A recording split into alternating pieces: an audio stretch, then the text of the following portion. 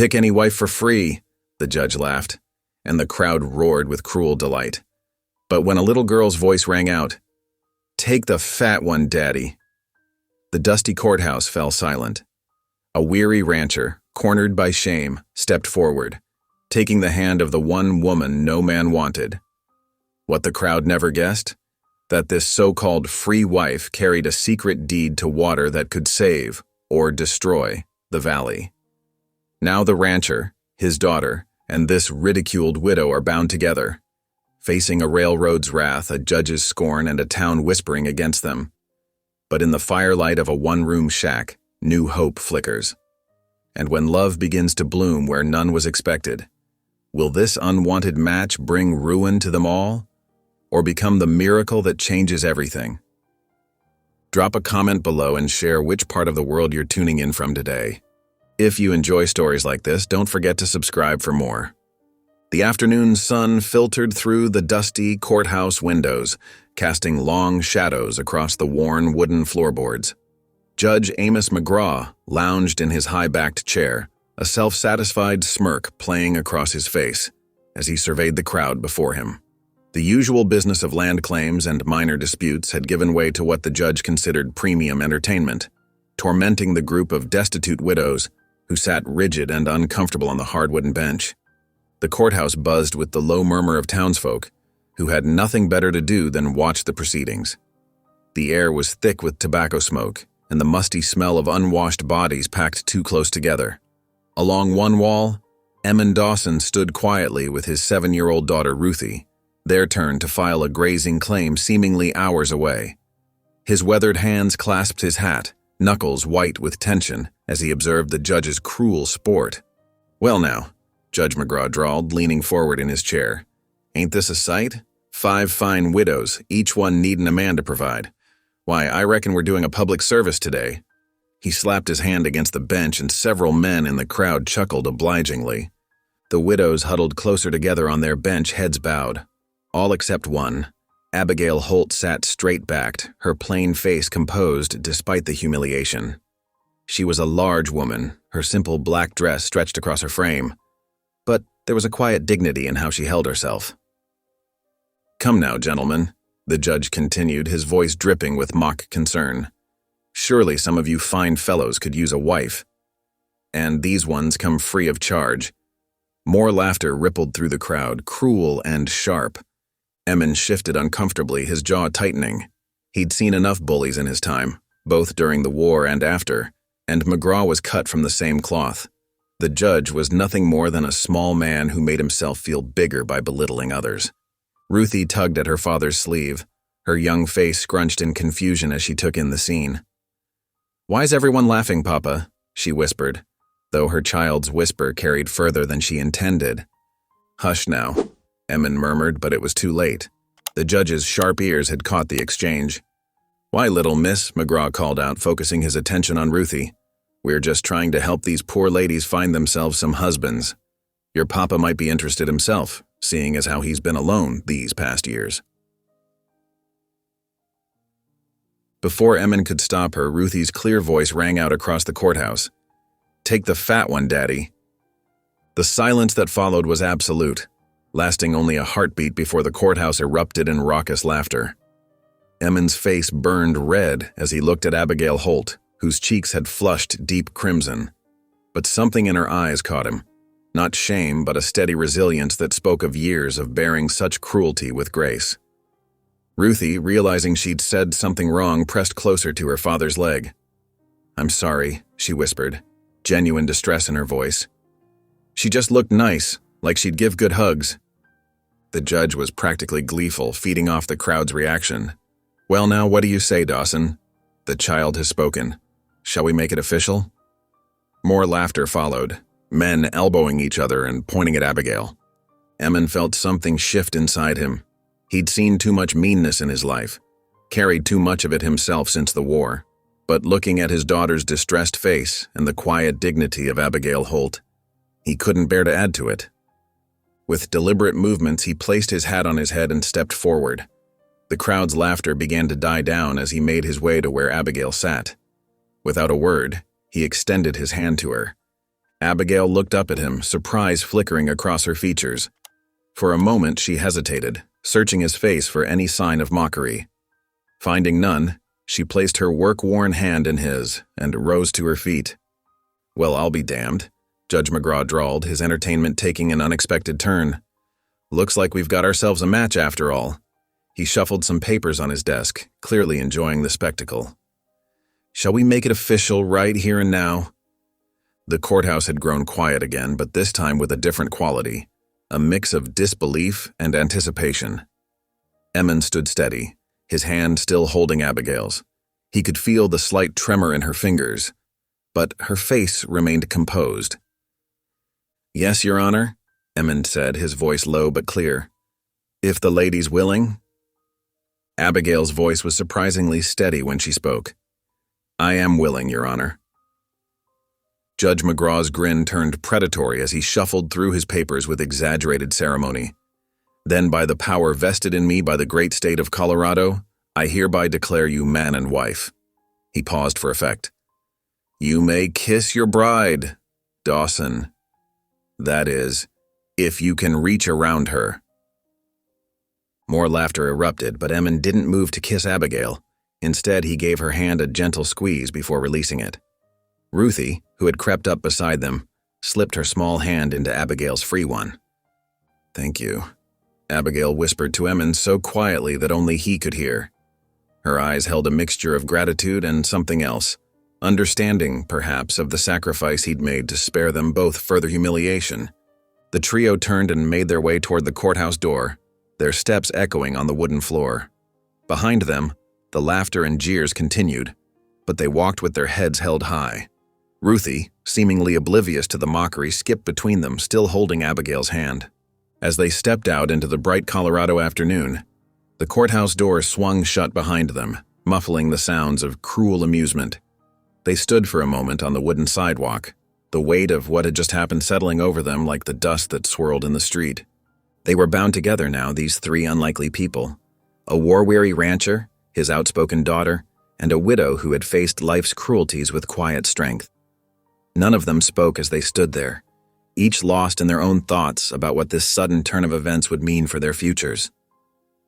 The sound of the courthouse door opening behind them spurred them into movement.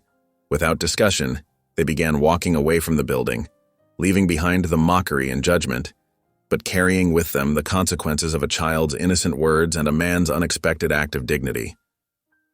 The boarding house kitchen smelled of bacon grease and pine soap, its wooden walls holding the warmth from the cook stove. Outside, the sun had dipped behind the mountains, painting the sky in shades of purple and gold. Inside, three people sat around a scarred table, the awkwardness between them as thick as the steam rising from their bowls of beans. Ruthie, usually a chatterbox, pushed her beans around her plate with uncharacteristic shyness. Her eyes kept darting to Abigail, who sat straight-backed in her chair, her own spoon moving with careful precision. The girl's earlier boldness in the courthouse had dissolved into uncertainty, though curiosity still brightened her gaze whenever she thought no one was looking. Emmons cleared his throat, the sound harsh in the quiet kitchen. "Miss Holt," he began, then corrected himself. "Mrs. Dawson, I reckon we should talk about what happened today." Abigail set her spoon down beside her barely touched bowl. "Mr. Dawson, you don't need to explain. I understand completely." "No, ma'am, I don't believe you do."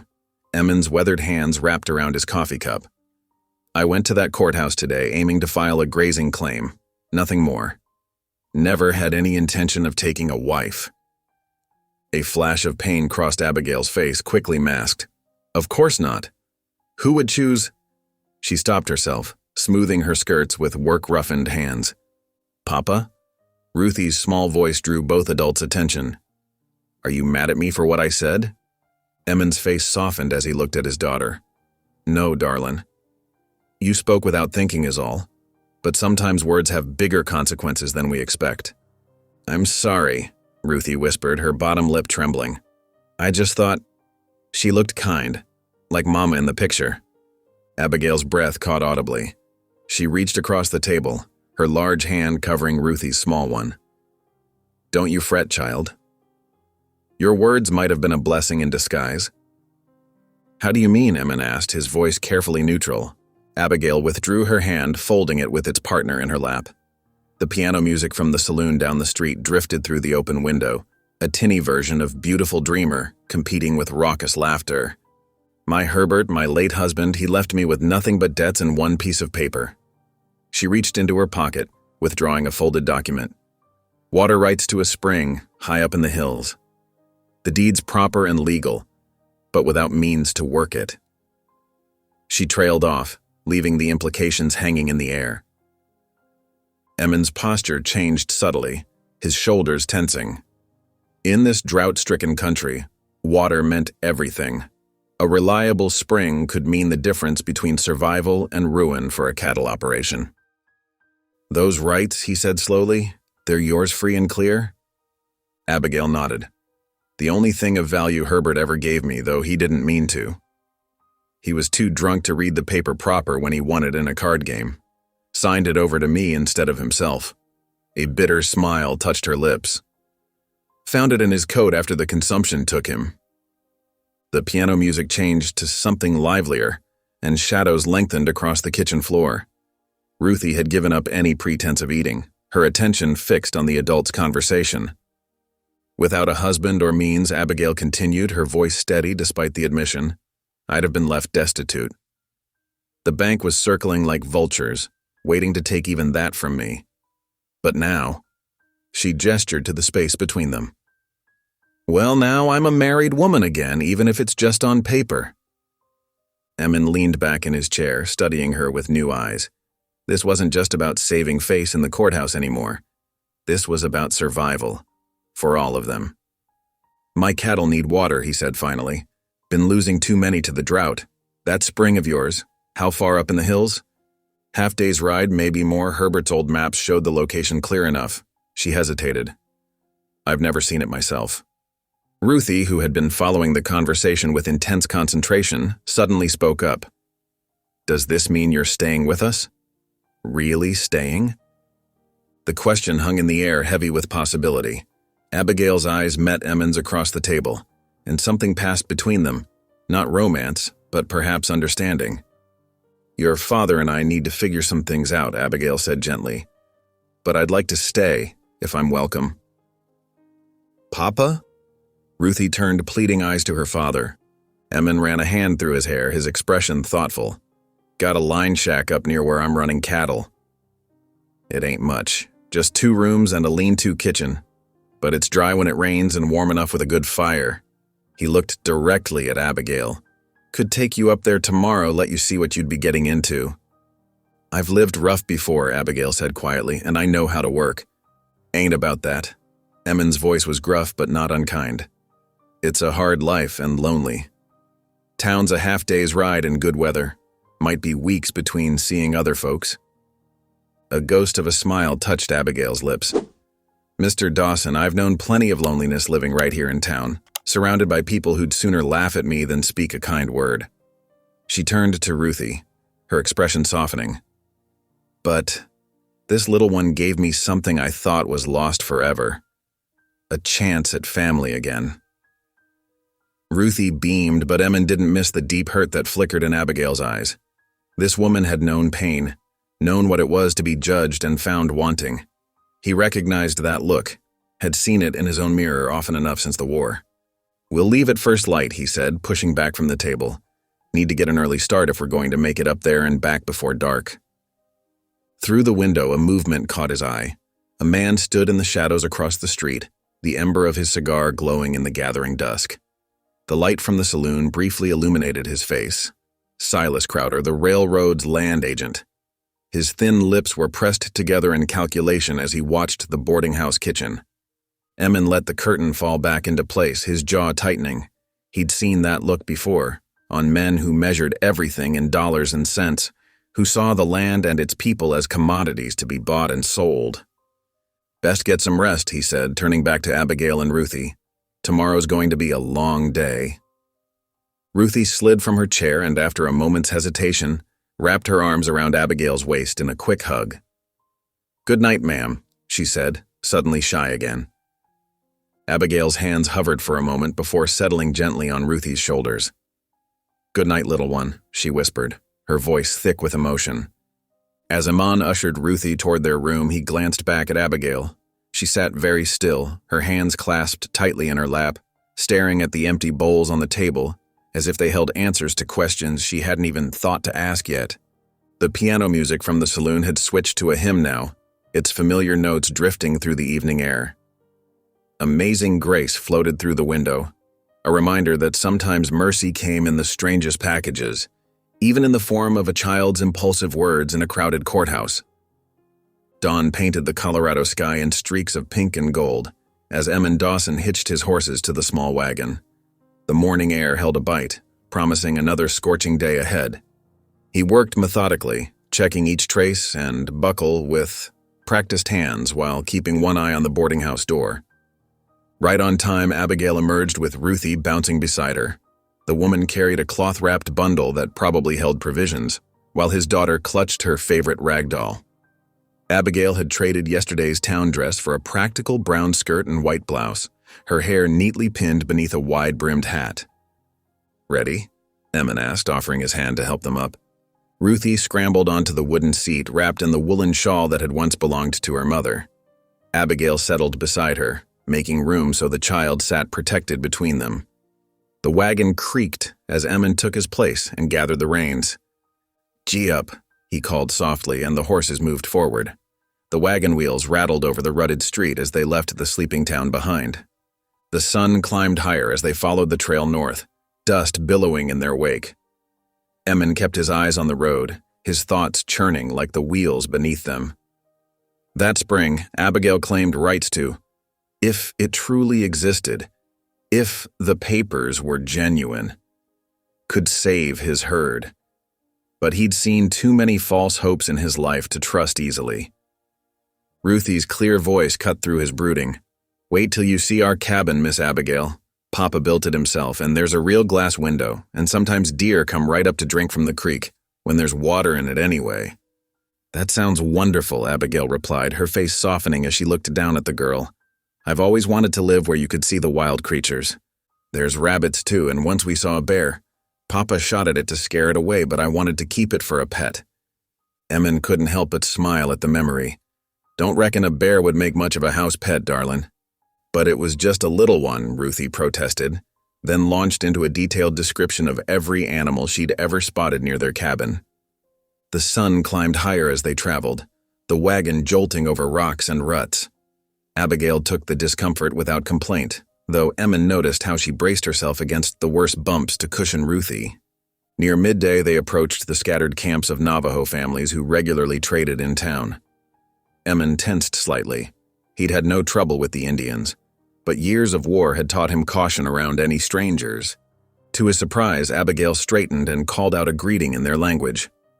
An elderly woman looked up from her weaving and waved, speaking words Emin couldn't understand. Several children ran alongside the wagon for a few moments, laughing and waving at Ruthie. "You know their speech?" Emin asked when they'd passed. "Some," Abigail replied. "That was Elder Yazzy's wife. Their youngest had fever last winter. I helped tend him when others wouldn't go near their camp." Emin studied her with new eyes. Most townsfolk avoided the Navajo camps entirely, viewing them with suspicion or contempt. But this woman had walked in freely, offering help where needed. They stopped at midday to rest the horses and eat a simple meal of bread and dried beef. Ruthie explored the immediate area, gathering wildflowers while staying within her father's sight. Abigail spread her skirts and sat on a sun-warmed rock, watching the child with gentle eyes. "She's a bright one," Abigail said softly. "Reminds me of my little sister before the fever took her." Emin nodded, unsure how to respond to the personal revelation. "Ruthie's all I got left of her mama." Sarah died of childbed fever when Ruthie was barely walking. "I'm sorry," Abigail said, and he could hear she meant it. Loss leaves deep holes in a body's heart. They traveled on through the afternoon, the terrain growing rougher as they climbed into the hills. Ruthie's chatter gradually died away as she dozed against Abigail's side, lulled by the wagon's motion and the warm sun. As evening approached, Emin guided the horses off the trail to a small clearing he knew well. "We'll camp here tonight," he announced. "There's good grazing for the horses and a spring nearby." They made camp with surprising efficiency. Emmon tended to the horses while Abigail gathered wood for a fire. By the time he returned, she had a neat pile of kindling ready and was showing Ruthie how to make a fire ring with stones. The flames crackled cheerfully as darkness settled around them. Abigail produced cornmeal and flour from her bundle, mixing them with water in a small iron skillet. Soon, the smell of baking cornbread filled the air, making Ruthie's stomach growl audibly. "Smells just like Mama's used to," the child said sleepily, leaning against Abigail's substantial side. Emmon watched them across the flames, his daughter curled trustingly against this stranger who was now, by law, if not by choice, his wife. Abigail's face in the firelight showed a gentleness he hadn't noticed before, her plain features transformed by the way she smiled down at Ruthie. The cornbread was hot and filling, perfect for a trail supper. Afterward, Ruthie drifted off to sleep wrapped in blankets near the fire, her doll clutched tight against her chest. "You're good with her," Emmon said quietly, adding another stick to the fire. "Children are easy to love," Abigail replied. "They don't judge like grown folks do. They see with clear eyes." The night deepened around them, stars pricking through the darkened sky. Somewhere in the distance, a coyote called and was answered by its pack. The fire popped and settled, sending sparks swirling upward like earthbound stars. Emmon found himself studying Abigail's profile as she gazed into the flames. She wasn't pretty by any measure. Too large, too plain. But there was something steady about her, like a deep-rooted tree that had weathered many storms. "That spring you mentioned," he said finally, "you're certain about the rights?" She nodded, not looking up from the fire. "The paper's proper, signed and witnessed. Herbert may have been a fool about most things, but he knew land papers had to be right and legal." "Railroad's been buying up water rights all through these hills," Emmon warned. "They don't much care about proper or legal when profit's involved." "I know." Her voice was quiet but firm. "But I mean to hold on to what's mine. For once in my life, I've got something that matters." They fell silent, each lost in their own thoughts as the fire burned lower. Finally, Abigail rolled herself in a blanket near Ruthie, while Emmon took first watch, his rifle across his knees. The night passed peacefully, marked only by the soft breathing of his companions and the occasional hoot of an owl.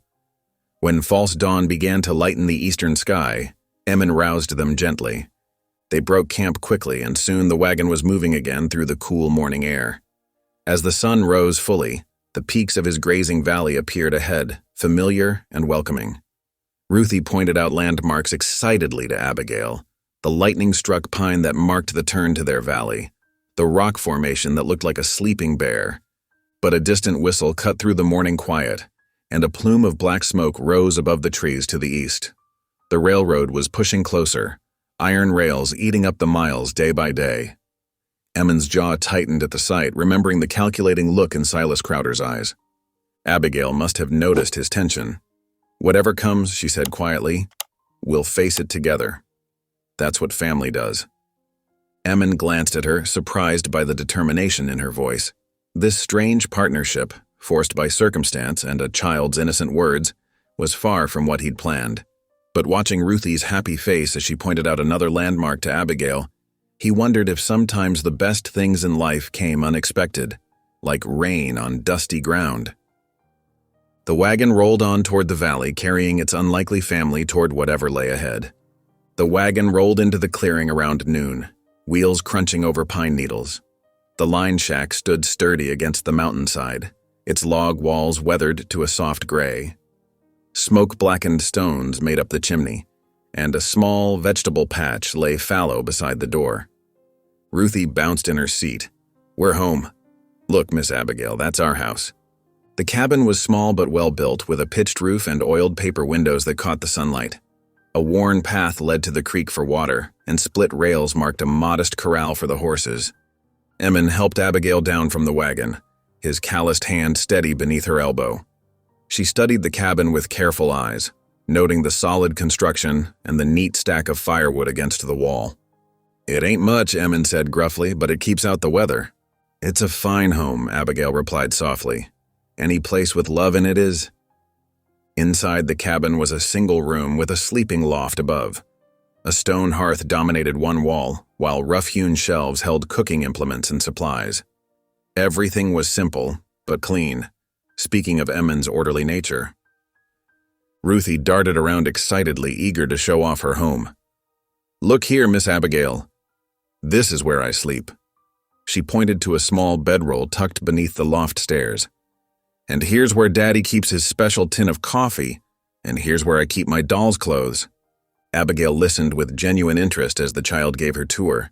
Her eyes took in the settled dust on the shelves, the cobwebs in corners, the general air of a home that needed a woman's touch. Without comment, she began to work. First, she found a broom made of bound sage twigs and began sweeping, starting in the corners where dust had gathered thickest. Ruthie eagerly joined in, using a smaller brush to clean beneath the shelves. Emmen watched from the doorway as Abigail moved through the cabin with quiet purpose. She straightened the tin plates on their shelf, arranged the cooking supplies more efficiently, and shook out the threadbare curtain that hung beside the window. "Might be some dried beans in that sack," he offered, "and there's salt pork hanging in the smokehouse out back." Abigail nodded, already moving to inspect the supplies. Her capable hands sorted through what was available, and soon savory smells began to fill the cabin. She worked steadily, showing Ruthie how to properly clean the beans and slice the salt pork thin. "My mama used to cook like this," Ruthie said, watching Abigail stir the pot over the fire. "I remember how good it always smelled." "Then we'll make sure to keep good smells in this kitchen," Abigail replied, adding a pinch of dried herbs from her own bundle of supplies. By late afternoon, the cabin felt different, lived in somehow more like a home than just a shelter. Emmen noticed the change but said nothing, though his eyes followed Abigail's movements with growing curiosity. "We should check that spring while there's still good light," he said finally. "Ruthie, you stay here and mind the beans. Don't let them burn." "Yes, Daddy."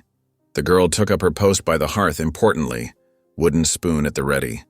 Emmen grabbed his rifle and led the way up the ridge behind the cabin. The climb was steep in places, and he found himself reaching back to steady Abigail on the rougher portions. Despite her size, she moved with determined grace, barely winded as they climbed. The spring lay in a natural hollow near the ridgetop, water seeping from beneath a shelf of rock. Clear and steady, it formed a small pool before trickling down the mountainside. Emmen knelt to taste it, finding it sweet and cold. "It ain't much to look at," Abigail said, "but it runs year-round, never dried up, even in the worst drought. That's what makes it valuable."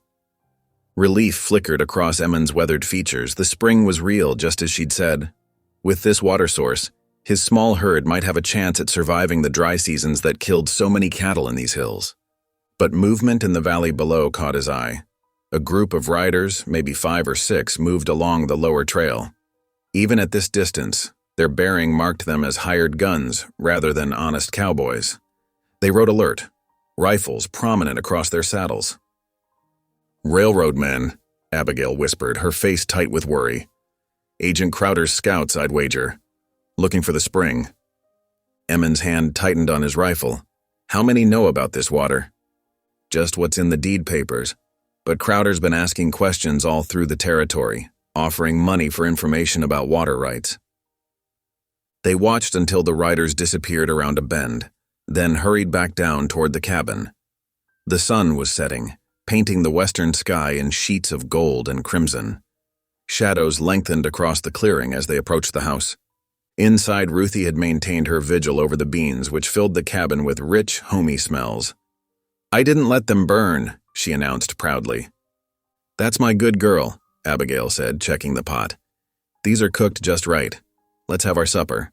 They ate at the small table, sharing bread and beans in the warmth of the fire. Ruthie chattered about her plans to show Abigail the creek tomorrow, and the special rocks she'd collected, and the family of rabbits that lived near the woodpile. After the dishes were cleaned and put away, Ruthie turned to Abigail with hopeful eyes. "Will you sing for us? Please? Daddy says my mama used to sing, but I don't remember it much." Abigail hesitated, her hand stilling on the dishcloth. "I'm not much of a singer," she said softly. "Please?" Ruthie pressed, "and just one song." Emmen watched silently from his chair by the fire, curious despite himself. Abigail's face softened as she looked at the child's eager expression. "Well, perhaps just one," she agreed. She settled into the room's other chair, smoothing her skirts with nervous hands. After a moment, her voice rose in the quiet cabin. Not strong or particularly beautiful, but clear and true. Amazing grace, how sweet the sound that saved a wretch like me. I once was lost, but now am found. I was blind, but now I see. The familiar hymn filled the small space, touching every corner with its simple faith. Ruthie leaned against Abigail's knee, eyes growing heavy. Even Emin felt something in his chest loosen at the gentle sound. When the last note faded, silence held for a long moment. The fire crackled softly, and somewhere in the darkness outside, a whippoorwill called. "That was real nice," Ruthie murmured sleepily. "Mama used to sing that one too." Abigail stroked the child's hair, her eyes bright with unshed tears. "Then we'll keep singing it, won't we? To remember her by." Emin cleared his throat roughly. "Time for bed, Ruthie. Got chores to do come morning?" The girl nodded, already half asleep. Abigail helped her change into her nightdress and tucked her into her bedroll, humming softly until small snores filled the cabin. Outside, an owl called into the gathering night. Emin checked his rifle one final time before banking the fire, his movements precise and practiced. Abigail spread her own bedroll near Ruthie's, while Emin took his usual place near the door. The cabin settled into night sounds, the soft breathing of sleep, the occasional pop from the fire's embers, the whisper of wind through pine needles. But beneath the peaceful surface lay an undercurrent of tension, like the first far-off rumble of an approaching storm.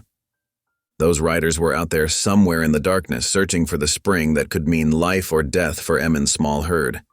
And Silas Crowder's reach was long, his determination to claim every drop of water for the railroad, well known throughout the territory. But for now, in this moment, the cabin held its own kind of peace. A child slept safely, a woman's song still echoed in the rafters, and a man kept watch over what was his to protect. Dawn painted the eastern sky in pale gold as Emin saddled his horse. The mountain air held a crisp bite, making his breath visible in small clouds. He checked his saddlebags one final time, ensuring Abigail's deed papers were safely tucked inside. "You'll be careful?"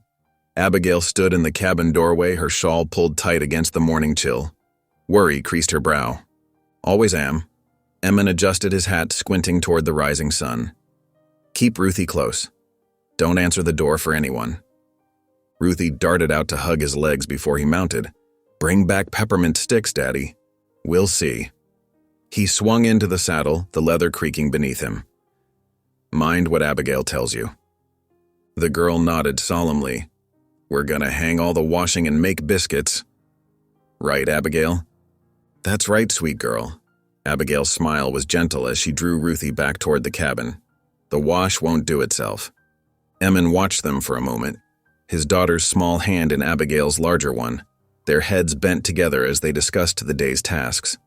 Something pulled in his chest, unfamiliar, yet not unwelcome. With a touch of his heels, he guided his horse down the trail toward town. Back at the cabin, Abigail and Ruthie fell into an easy rhythm. They hauled water from the creek, heated it over the fire, and set to scrubbing the accumulated laundry. Ruthie chatted happily as she helped hang smaller items on the line strung between two pines. "Mama used to sing while she did washing," Ruthie said, carefully pinning up a dishcloth. "Do you know any washing songs?" Abigail thought for a moment, then began to hum a simple tune. Soon Ruthie joined in, making up silly verses about soap bubbles and wet socks. Their laughter carried across the clearing, bright as the sunshine that would dry their clean clothes. Meanwhile, Emin rode into town, dust rising beneath his horse's hooves. The courthouse looked different in morning light, less imposing than it had that day when fate and his daughter's innocent words had changed everything. He tied his mount at the hitching rail and climbed the worn steps, deed papers in hand. The land office occupied a small room off the main corridor. A clerk sat at a desk piled with documents, barely glancing up as Emin entered. But before Emin could speak, a familiar figure emerged from the shadows. "Mr. Dawson." Railroad agent Silas Crowder's voice was smooth as oil. "I heard you might be paying us a visit." Emin's jaw tightened. "Just here to file some papers." "Ah yes, about that spring up in the hills." Crowder moved to block Emin's path to the clerk's desk. "I'm afraid there's been a misunderstanding. You see, that water source already belongs to the railroad. He produced a sheaf of documents with a flourish. These papers clearly show our claim to all water rights in that section. Signed and dated months ago. Emmons' hand fell to his gun belt instinctively. That spring belonged to Abigail's husband. She has the deed to prove it. Mrs. Holt's claim is questionable at best. Crowder's smile never reached his eyes. Surely you don't want to cause trouble over such a small matter. The railroad can be quite generous to those who cooperate. The door opened behind them and Sheriff Wade Miller stepped in. His weathered face was grave as he surveyed the scene. "Everything all right in here, gentlemen, but just fine, Sheriff." Crowder's tone remained pleasant. "Mr. Dawson and I are discussing a property matter." The sheriff moved closer, speaking low near Emmons' ear. "Word of advice, Dawson, walk away. Railroad don't take kindly to interference. Be a shame if anything happened to that little girl of yours." Hot anger surged through Emmons' chest, but he forced his voice to stay steady. "That a threat, Sheriff?" "Just friendly counsel." Miller stepped back, hooking his thumbs in his gun belt. "Lots of accidents can happen in wild country." Emmons looked between the two men, Crowder with his false smile, Miller with his implied warnings. Then he stepped around them both, approaching the clerk's desk. "I'm here to file these papers." He placed Abigail's deed on the wooden surface. "Spring's legally hers, and now it's legally mine by marriage. Do your job." The clerk glanced nervously at Crowder, then began the recording process with trembling hands. Crowder's face hardened. "You're making a mistake, Dawson, one you'll regret." "Wouldn't be my first." Emmons waited until the clerk finished, then collected the stamped documents. "Won't be my last neither." He walked out, spine straight, feeling their stares boring into his back. His horse shifted restlessly, sensing his tension as he mounted. The ride home seemed longer, every shadow holding potential threats. The sun was setting when he finally reached the cabin. Laundry fluttered on the line like white flags in the evening breeze. Savory smells drifted from the chimney. Abigail had been baking again. He dismounted stiffly, his mood as dark as the gathering dusk. Inside, Ruthie ran to greet him, but stopped short at his expression. "Daddy?" Emmons strode to the table and slammed the papers down, making the tin cups rattle. "Railroad claims they own it already. Got papers to prove it, too." Abigail's face went pale. She sank into a chair, hands trembling as she reached for the documents. "But that's not possible. Thomas filed the deed proper. I saw him do it." Tears welled in her eyes. "Oh, Lord, what have I done? I've brought nothing but trouble to you and Ruthie." "Don't cry, Abigail." Ruthie pressed close, taking Abigail's large hand in her small one. "Please don't cry. I want you to stay with us forever." The child's words hung in the quiet cabin. Emmons watched as Abigail gathered Ruthie close, their heads bent together, one dark, one fair. Something shifted in his chest, like ice cracking in spring thaw. "Ain't your fault," he said gruffly. "Railroad's been stealing land and water rights all through the territory. Been meaning to take a stand sometime. Might as well be now." Abigail looked up, hope warring with fear in her eyes, but the sheriff's in their pocket. Emmons moved to the fireplace, staring into the flames. "But I won't let them drive us out. Got too much at stake now." Ruthie tugged at his sleeve. "Are we going to pray about it, Daddy?" Abigail says God helps people who ask. Emmons hesitated, years of doubt and bitterness warring with his daughter's simple faith. Then Abigail's quiet voice filled the silence. "Prayer helped me survive when Thomas died, when everyone said I was worthless except for that spring. Maybe it could help us now." Something in her tone, not preaching, just offering, reached past Emmons' defenses. He looked at Ruthie's hopeful face, then at Abigail's tear-stained one. Reckon it couldn't hurt. They joined hands around the table, Ruthie's small fingers, Abigail's work-worn ones, Emmons' calloused grip. The candle flame danced, casting their shadows on the cabin walls as Abigail's voice rose soft but steady. "Dear Lord, we don't know what's coming, but we know you do. Give us strength to face whatever lies ahead. Help us stand together. And Lord, thank you for bringing us to be a family, even if it started strange. Amen." "Amen," Ruthie echoed firmly. Emmons said nothing, but he squeezed their hands before letting go. Outside, coyotes called to the rising moon. Inside, candlelight flickered over three faces bound together by choice rather than chance. by trust rather than fear.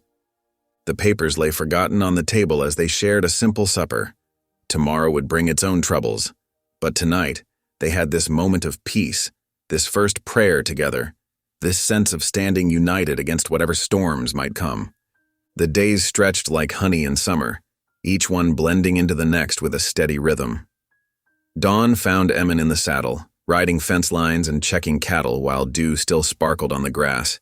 His mount's hooves kicked up morning mist as he patrolled the boundaries of his range, rifle across his lap, watching for railroad men or rustlers. Back at the cabin, Abigail settled into a routine that transformed the sparse shelter into something closer to a home. Her capable hands stayed busy from sunup to sundown. The steady whisper of her needle through fabric filled quiet afternoons as she mended Ruthie's dresses and patched Emin's worn shirts. Jars of preserved vegetables lined the shelves, gleaming like jewels in the lamplight. String beans and tomatoes she'd put up against the coming winter. Ruthie bloomed under Abigail's attention. Where once the girl had struggled with her letters, now she eagerly traced words in the flour Abigail sprinkled on the table, mixing lessons with baking. Their laughter drifted out of the open window as they worked together, Ruthie standing on a stool to help knead bread dough or shell peas. "Mama Abby," Ruthie whispered one evening when Emin was still out checking the herd. "That's what I want to call you, just when it's us two." Abigail's hand stilled on her mending. "Oh, sweetheart, is that all right?" Ruthie's voice wavered. "I won't say it if you don't want me to." Abigail gathered the child close, her own eyes bright with tears. "Nothing would make me prouder, little one. Nothing in this whole world." When Sunday arrived, Emin surprised them both by announcing they'd attend services in town. The small clapboard church perched on a rise just past the railway station, its white paint gleaming in the morning sun. Abigail had put on her best dress, dark blue calico that she'd let out carefully at the seams. Her hands trembled slightly as she helped Ruthie smooth her hair ribbons. The wagon's wheels crunched on gravel as they pulled up outside the church. Other families were already gathering, their Sunday clothes stark against the dusty street. The moment Abigail stepped down from the wagon, whispers rippled through the crowd like wind through dry grass. "Look who's come to town. That's the one from the courthouse. Yeah, free wife, they're calling her." Sighs of her, Lord have mercy. Emin's jaw tightened, but Abigail walked forward with her head high, though her cheeks burned. Ruthie slipped her small hand into Abigail's larger one, glaring at the whispering women with surprising fierceness. Inside, they took a bench near the back. The simple wooden pews were hard and uncomfortable, but Abigail sat straight-backed and dignified. When the hymns began, she sang in a clear, sweet voice that rose above the muttering. Ruthie beamed up at her, joining in on the choruses she knew. After the service, while Emin spoke with the preacher about a sick calf, several of the church ladies cornered him by the hitching post. Mrs. Peterson, the banker's wife, spoke first, her voice dripping with false concern. "Mr. Dawson, we feel it's our Christian duty to speak up. That woman, well, it's not proper. Her living out there with you unmarried. Think of your daughter's reputation." "Ain't none of your business," Emin growled, but Mrs. Harrison cut in before he could say more. "There's a decent widow over in Cedar Creek, much more suitable. We could arrange an introduction. Someone more appropriate." Their meaning was clear in their sideways glances at Abigail's substantial figure. Before Emin could respond, Abigail herself approached, carrying a basket of fresh bread she'd brought for after-service fellowship. "Ladies," she said quietly, "I thank you for your concern about my soul and Mr. Dawson's reputation. But I won't shame myself by pretending to be less than God made me, nor will I abandon a child who needs mothering just because some folks think I'm too big for dignity." She offered the basket. "Would you care for some bread? It's still warm." The women drew back as if she'd offered them snakes, Mrs. Peterson's face pinched tight as a green persimmon. "Well, I never." "No," Abigail said softly. "I don't suppose you have." She turned away, her composure intact despite the burning in her cheeks. Emin watched her go, something shifting in his perception. He'd never seen someone handle spite with such grace. Later that afternoon, as shadows lengthened across the valley, Abigail loaded her wagon with more fresh bread and some dried herbs she'd been saving. Despite Emin's questioning look, she directed him to drive toward the cluster of Navajo family camps outside town. The native families lived in traditional hogans with sheep grazing nearby and children playing in the dust. Many townsfolk avoided this area entirely, speaking of the residents with fear or contempt. But Abigail climbed down from the wagon with purpose, approaching one of the older women who sat weaving outside her home. Emmon stayed mounted, watching as Abigail offered her gifts with respectful gestures. To his surprise, the Navajo grandmother, he recognized her as Elder Yazzy's wife, smiled and beckoned Abigail closer. Soon they were sitting together, the woman showing Abigail her weaving while children gathered around to sample the bread. "Your woman has a good heart," Elder Yazzie said quietly, appearing beside Emmon's horse. "Few white women treat our people as equals." "She ain't exactly Emmon started, then stopped, watching as Abigail laughed at something the grandmother said, her face open and genuine. In that moment, she was beautiful. The sun was setting when they finally started home, painting the hills in shades of gold and purple. Ruthie dozed against Abigail's shoulder, tired but happy. As they rode, she stirred occasionally to hum bits of hymns from the morning service. "Jesus loves me, this I know," she sang drowsily, "for the Bible tells me so." Abigail picked up the tune, her voice soft and sweet in the gathering dusk. She began humming a lullaby, one Emmon had never heard before, gentle as a mother's touch. The notes drifted out across the darkening valley, and something in Emmon's chest eased like a fist slowly unclenching. He glanced sideways at Abigail in the fading light. She'd faced down the town's cruel judgment with grace, then turned right around and showed kindness to those most others shunned.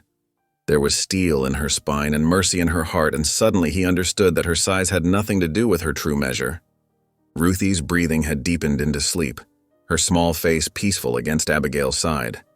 The wagon swayed gently as they headed home, while overhead the first stars began to peek through the purple sky. Abigail's lullaby continued, soft and sweet, a thread of comfort binding them together in the gathering night. The morning sun cast long shadows across the yard as Emmon surveyed the broken corral fence. Several posts had rotted through at the base, leaving gaps where cattle could easily break free. He'd been putting off the repairs, but with winter coming, it couldn't wait any longer. "I can help," Abigail offered, coming up beside him with a tin cup of coffee. Steam rose in the crisp air as she handed it to him. Emmon shook his head. "This is heavy work. I can manage." "I may be large, Mr. Dawson, but that means I'm strong too." Abigail's voice held quiet determination. "I worked my own place before. I know how to swing a mallet."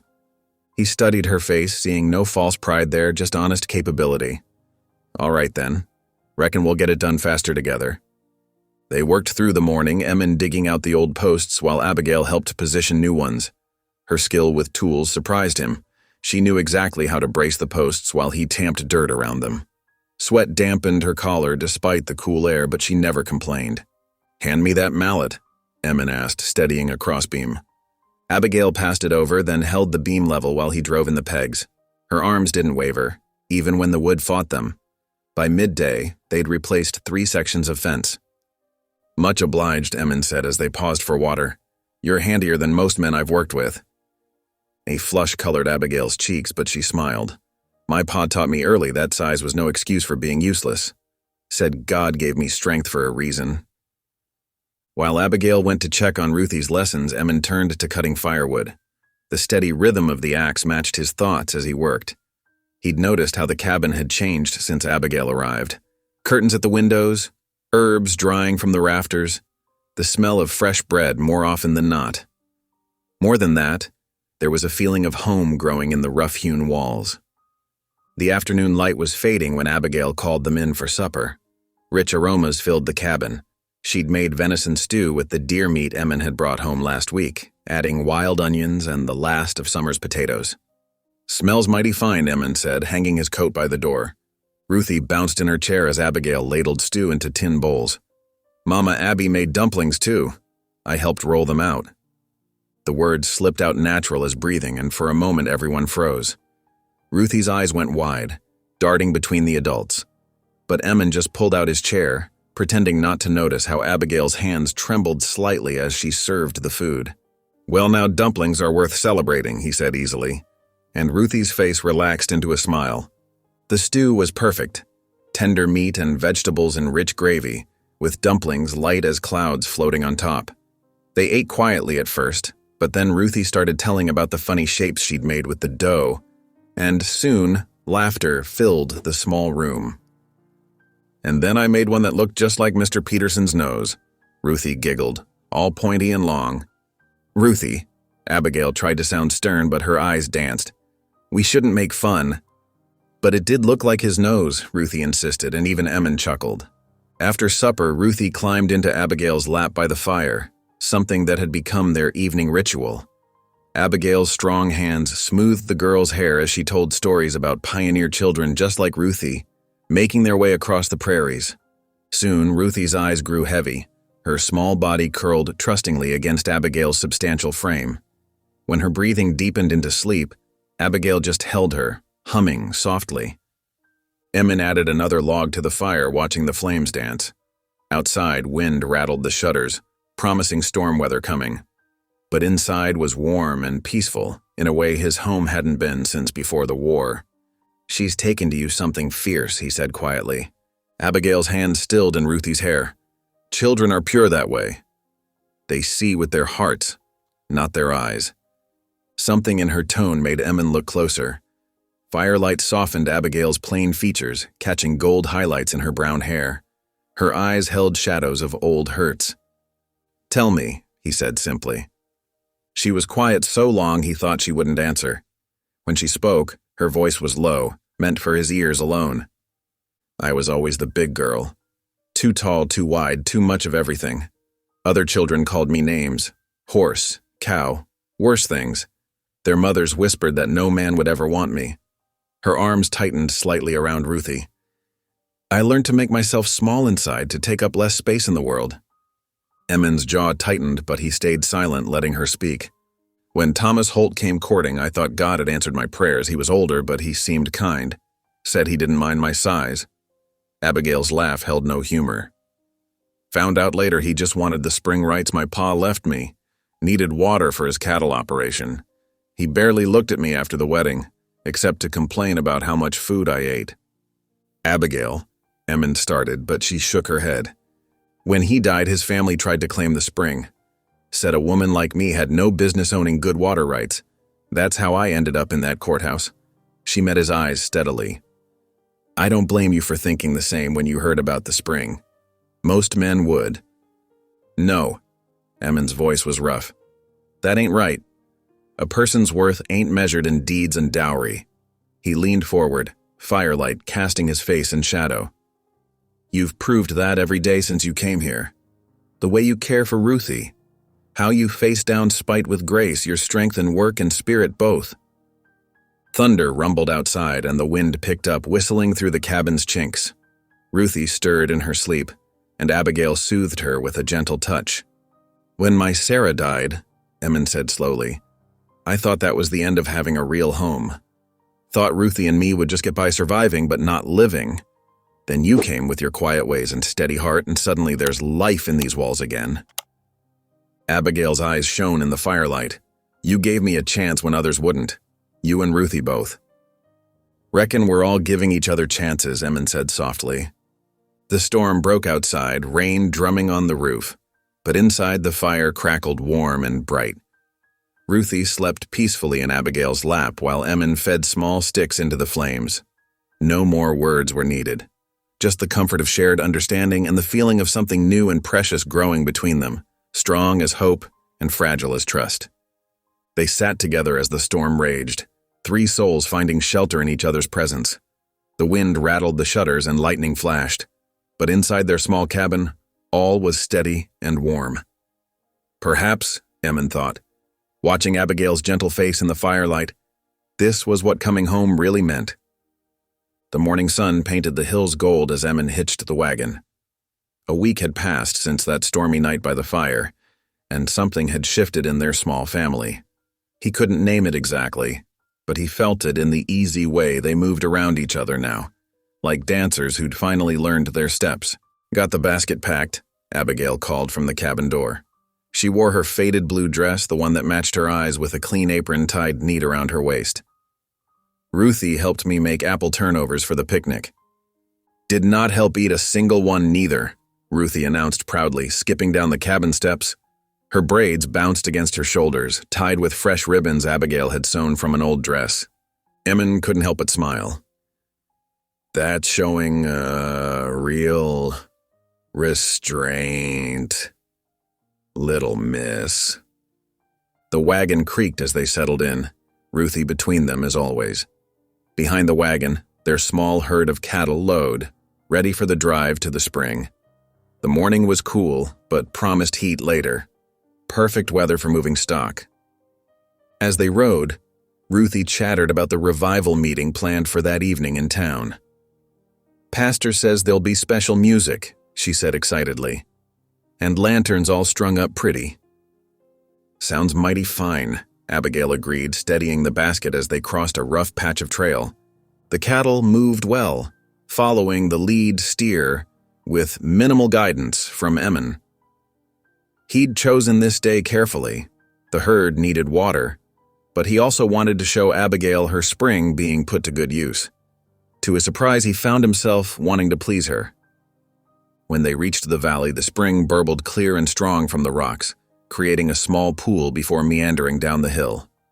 The cattle moved eagerly to drink, their shapes reflected in the dancing water. It's perfect, Emmon said quietly. Good water, good grass. Everything cattle need to thrive. Abigail's face glowed with pride. My pa knew what he was about when he claimed this land. Said water rights were better than gold out here. While the cattle grazed, Abigail spread a patchwork quilt in the shade of a cottonwood tree. She'd made it herself, Emmon knew, during the long winter evenings before she came to them. The squares told a story of patience, of hands working through lonely hours. Ruthie wasted no time pulling off her shoes and stockings. Can I paddle? Please. Mind you don't get your dress soaked, Abigail cautioned, but she was smiling as Ruthie ran to the water's edge. The girl's laughter rang out across the valley as she splashed in the shallows, making the cattle lift their heads briefly before returning to their drinking. Emmon watched as Abigail unpacked their picnic. Fresh bread, cold chicken, those promised apple turnovers. Her movements were sure and graceful despite her size, and he found himself noticing how the sunlight caught in her hair. You've made such a difference, he said suddenly, to both of us. Abigail's hand stilled on the basket. You gave me a place to belong, she answered softly. That's worth more than any spring. They ate together in the dappled shade, watching Ruthie chase butterflies between trips to the water. The food was simple, but perfectly prepared, and Emmon couldn't remember the last time he'd enjoyed a meal so much. Even the cattle seemed content, settled in the sweet grass around the spring. Look, Ruthie called, holding up a smooth stone she'd found. It's shaped just like a heart. Why, so it is, Abigail agreed as the girl ran over to show them. She wiped the stone dry with her apron before handing it back. That's a special find. Emmon watched them together, his daughter and this woman who'd come into their lives by chance. Or maybe, he thought, by providence. The way Ruthie leaned against Abigail's shoulder, the gentle way Abigail smoothed back the girl's wind-tousled hair. It looked right, natural, like they'd always been meant to be a family. As the afternoon waned, they packed up to head back to town for the revival meeting. The cattle would stay to graze the Sweet Valley grass overnight, safe in the natural corral of the hills. The town was already buzzing when they arrived, lanterns being strung between the buildings and chairs set up in the street. The revival would be held outdoors to accommodate the crowd expected from outlying farms and ranches. They found seats near the middle, and Emmon noticed how Abigail held her head high despite the whispers that still followed them. Ruthie clasped Abigail's hand tight, glaring at anyone who stared too long at her chosen mama. As darkness fell, the lanterns cast a warm glow over the gathering. The pastor's wife played hymns on a portable organ, and people began to sing. Emmon wasn't much for singing himself, but he enjoyed listening to Abigail's clear voice joining the familiar tunes. Then came the moment that changed everything. They were singing Amazing Grace, the whole crowd swaying with the beloved melody. Ruthie stood on the wooden chair between them to see better, one hand still firmly in Abigail's grasp. The music swelled, and suddenly Ruthie's clear voice rang out above the crowd. "Thank you, Mama." The words burst from her like a prayer, pure and true. Abigail gasped, her free hand flying to her mouth as tears sprang to her eyes. Around them, people turned to stare, but for once their looks held more wonder than judgment. Emin felt it then, a surge of rightness so strong it nearly took his breath away. This was his family, not by blood or law, but by something deeper, by choice and love and God's own grace. The rest of the service passed in a blur of music and prayer, but Emin hardly heard it. He was too aware of Abigail beside him, of how she kept wiping her eyes with her handkerchief while holding Ruthie close against her side. When they climbed into the wagon for the ride home, the full moon had risen, painting the world in silver. Its light caught the tear tracks on Abigail's cheeks, making them shine like precious metal. Ruthie fell asleep almost immediately, worn out by the day's excitement. Her small body curled trustingly against Abigail's side as the wagon swayed along the familiar trail. "I never thought," Abigail whispered into the night, her voice thick with emotion. "Never dreamed I'd hear a child call me Mama." She touched Ruthie's hair gently. "Thought that blessing wasn't meant for someone like me." "Ruthie sees true," Emin said quietly. "She knows who loves her, who mothers her in all the ways that matter." The moonlight silvered Abigail's face as she turned to look at him, and Emin felt his heart turn over in his chest. There was such hope in her eyes, such wondering joy. The wagon rolled on through the peaceful night, carrying its precious cargo of 3 hearts bound together by love's amazing grace. Above them, stars wheeled in their ancient paths, bearing witness to the miracle of family found rather than born. No less real for being chosen, no less precious for being unexpected. The morning sun streamed through the cabin windows, catching dust motes that danced in its golden rays. Emin stood at the rough-hewn table, watching Abigail teach Ruthie how to roll out biscuit dough. Their laughter filled the small space, making it feel more like home than it had in years. His heart felt full to bursting. The past weeks had shown him what a true family could be, not just shared blood or names on paper, but hearts bound together by choice and love. He cleared his throat. "Abigail," he said, his voice rougher than intended. "Might I have a word?" She looked up, flour dusting her cheeks, concern flickering across her face. "Of course, Emin." They stepped outside onto the small porch, leaving Ruthie to carefully cut circles in the dough. The morning air was crisp, carrying the scent of pine from the hills. Abigail wiped her hands on her apron, waiting. "I've been thinking," Emin began, then paused to gather his thoughts. "What happened in that courthouse? It wasn't right. Not the way it should be." He saw her face fall slightly and hurried on. "What I mean to say is, I'd like to do it proper. Before God and the congregation. A real marriage, with Pastor Elijah presiding." Abigail's eyes widened, her hands trembling as she gripped her apron. You want to marry me? Truly?" "Yes," Emin said simply. "If you'll have me." A tear slipped down Abigail's cheek. "But I'm not, look at me, I'm not the kind of wife most men would choose." Emin stepped closer, gently taking her flour-dusted hands in his. "You're exactly the kind of wife I choose.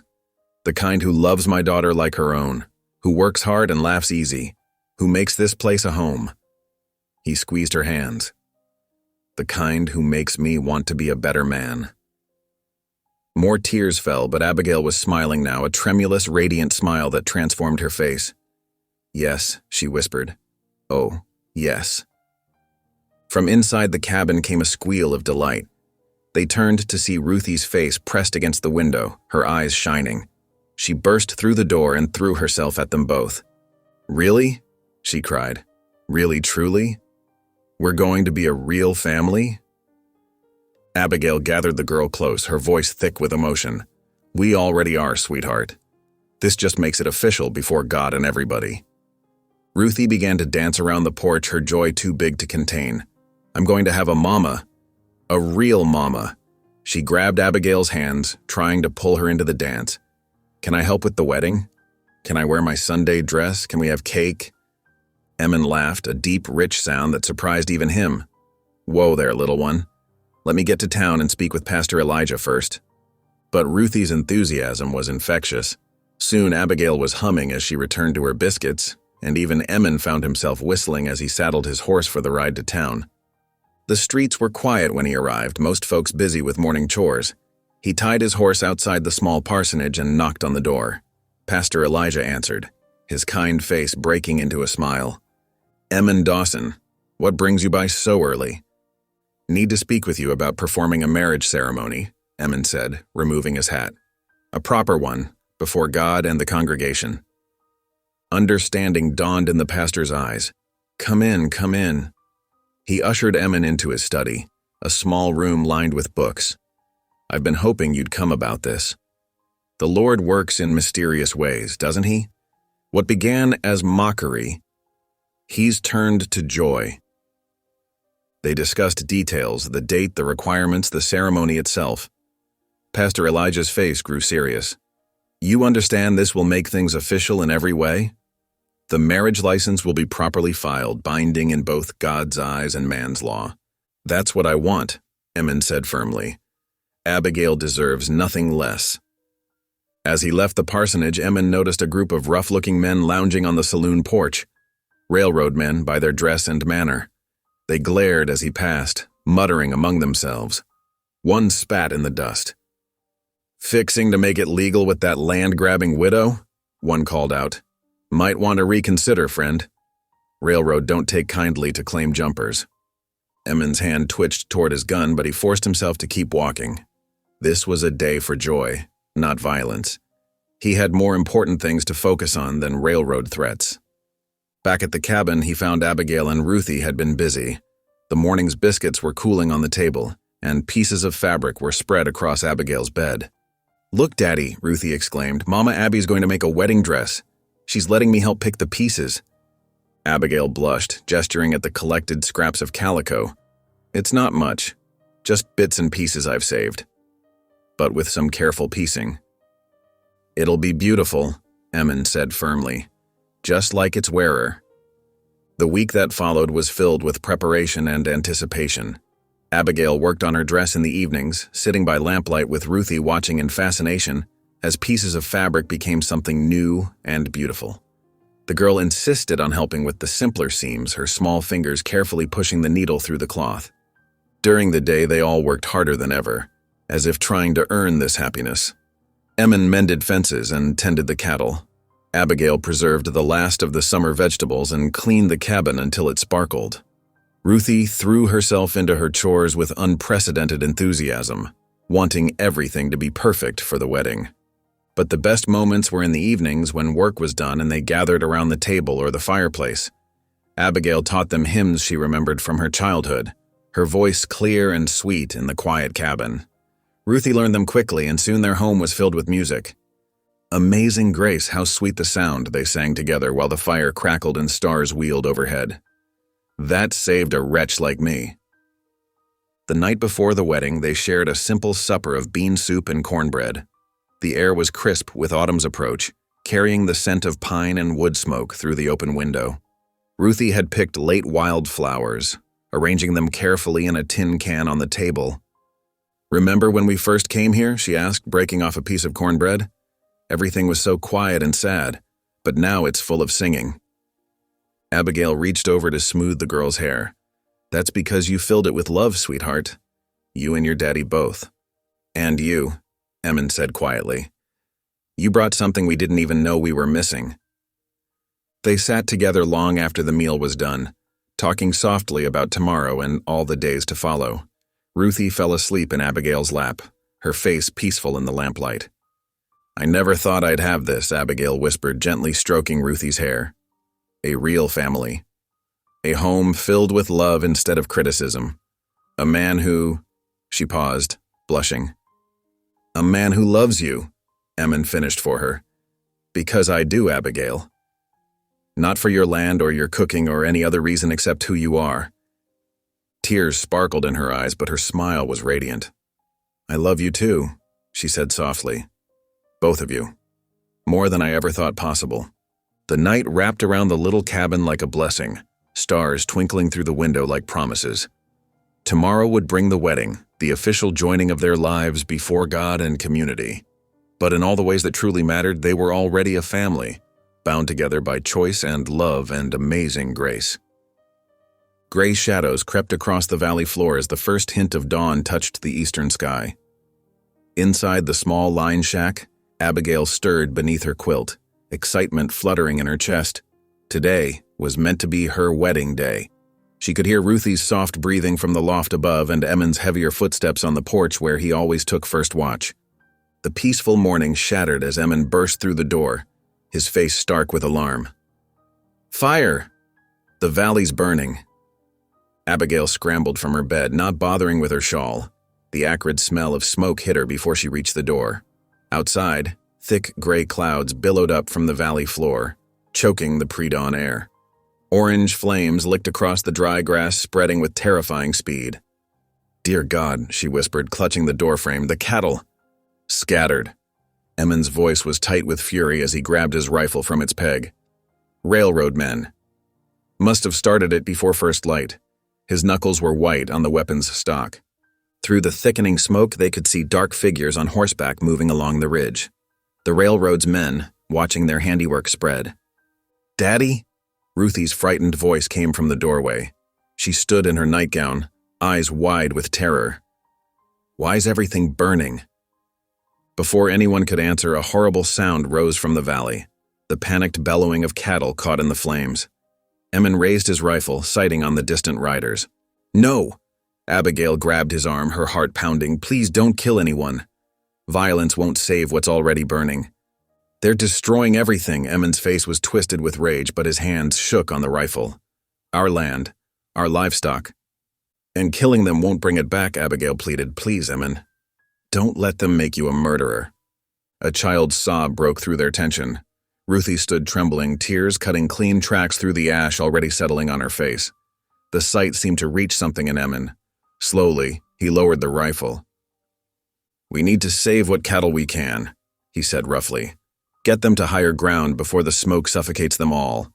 They worked frantically as the sun rose, its light dim and red through the smoke. Emin rode out on his horse, while Abigail and Ruthie gathered what cattle had fled near the cabin. The animals were panic-stricken, eyes rolling white as they stumbled through the thickening haze. "This way!" Abigail called, waving her apron to guide a group of terrified heifers toward the upper path. Her throat burned from the smoke, but she kept moving, kept calling. Beside her, Ruthie was doing her best to help, her small voice rising brave and clear despite her tears. The morning wore on, each hour marked by exhaustion and desperation. Emin returned several times, driving small groups of cattle ahead of him, his face black with soot. But for every animal they saved, they could hear others lost in the inferno below.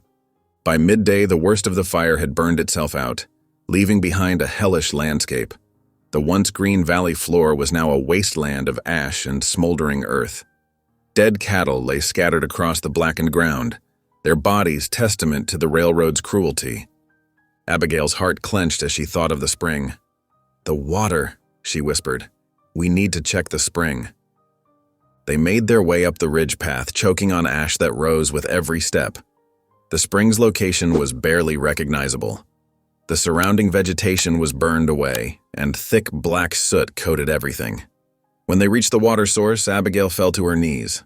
The once clear spring was fouled with ash and debris. The water ran dark and bitter, poisoned by the very fire meant to drive them out. Emin dipped a hand in the flow, lifting it to his nose, then shook his head grimly. "Can't water cattle with this," he said, "not until it runs clear again, if it ever does." They stood in silence, the magnitude of their loss settling over them like the ash that still drifted through the air. Without the spring, without grazing land, without most of their herd, how could they survive? By sundown, they had gathered the surviving cattle in a small box canyon above the burn line. The final count was devastating. Barely a quarter of their herd had survived. The rest were lost to fire, smoke, or panic. The valley that had promised them a future now lay in ruins below, still smoking in places despite the setting sun. Inside the cabin, the reality of their situation finally broke through Abigail's determined shell. She collapsed into a chair, her body shaking with sobs. "It's my fault," she wept. "My spring brought this curse upon us. If I hadn't come here—" "Stop that talk," Emmon said sharply, but his own voice was ragged with despair. He sat heavily at the table, his face lined with exhaustion and grief. The rifle lay across his knees, a reminder of the violence he'd chosen not to answer with violence. Ruthie knelt by the hearth, her small hands clasped tightly together. "Dear God," she prayed aloud, her voice trembling but clear. "Please help us. The bad men burned our valley, but you're bigger than them. Please show us what to do." Abigail's tears fell harder at the child's simple faith. She reached for Ruthie, drawing her close, feeling the girl's heartbeat against her own. Emmon watched them, his expression torn between rage at their enemies and despair at their losses. The cabin grew darker as night fell, but none of them moved to light the lamps. The smell of smoke crept through every crack, a constant reminder of their devastation. Outside, a few surviving cattle lowed mournfully, their voices carrying through the heavy air. "What do we do now?" Ruthie whispered into the darkness. Neither Emmon nor Abigail had an answer. The railroad had taken everything, their livelihood, their water, their hope for the future. Even their wedding day, meant to be tomorrow, now seemed like a distant dream. Emmon finally stirred, his chair creaking. "We survive," he said roughly. "Whatever it takes, we survive." But the words rang hollow in the smoke-filled cabin. Survival seemed a distant hope as they sat together in the darkness, listening to the wind mourn through the burned valley below. Their small family, so recently filled with joy and promise, now huddled together in the shadow of destruction, clinging to each other as their world lay in ashes around them. Dawn crept over the burned valley, painting the ash-covered ground in harsh light. Inside the cabin, silence hung as heavy as the smoke that still clung to their clothes. Emmon sat at the rough-hewn table, methodically running a whetstone along his rifle barrel. The scraping sound cut through the morning quiet like a knife. Abigail watched from near the hearth, her heart growing heavier with each pass of the stone. She knew that look in his eyes, had seen it in other men's faces during the war years. It was the cold gleam of vengeance, sharp as the blade he'd strapped to his hip. "You mean to kill them," she said softly. It wasn't a question. Emmon's hands never stopped their motion. "They destroyed everything we built." His voice was flat, dangerous. "Ran off our cattle, poisoned our water." The whetstone scraped again. "Some things can't be answered with anything but lead."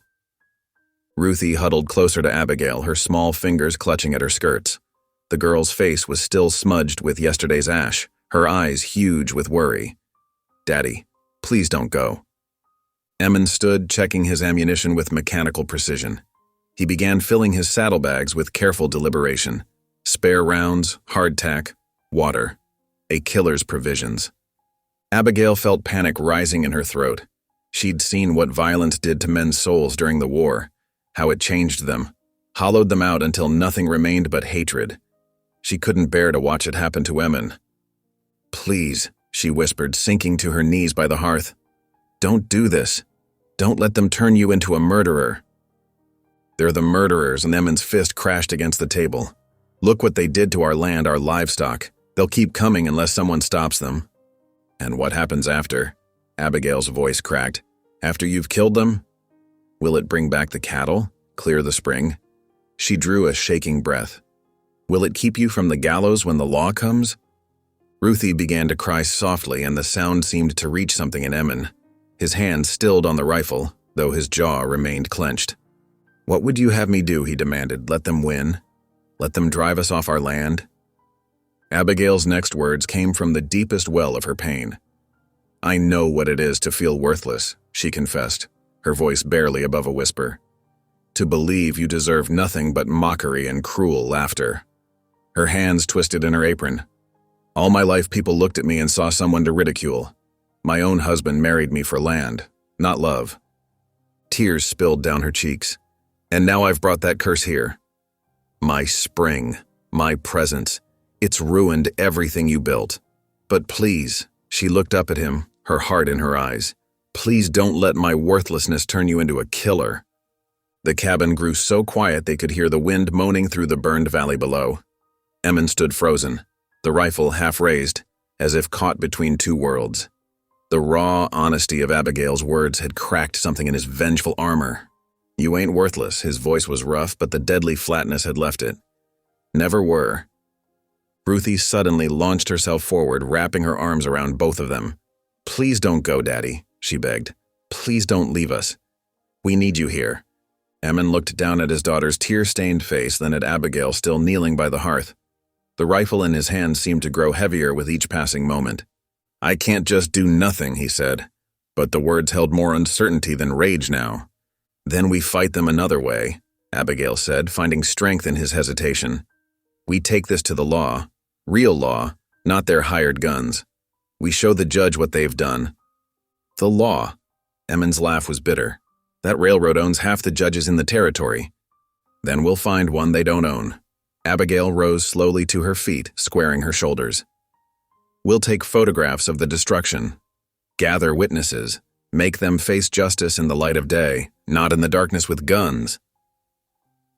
Emmon stood silent for a long moment, the rifle still in his hands. Pride and mercy warred in his expression. Finally, with a sound like pain, he set the weapon down. "It goes against everything in me," he admitted roughly. "Letting them think they won." "They haven't won," Abigail said firmly. "Not if we stand together. Not if we fight this right." Ruthie's arms tightened around them both. "We're family," she declared with a child's simple faith. "God will help us if we do what's right." Something shifted in Emmon's face at those words. The last of the killing rage seemed to drain from him, leaving behind exhaustion and grief, but also determination.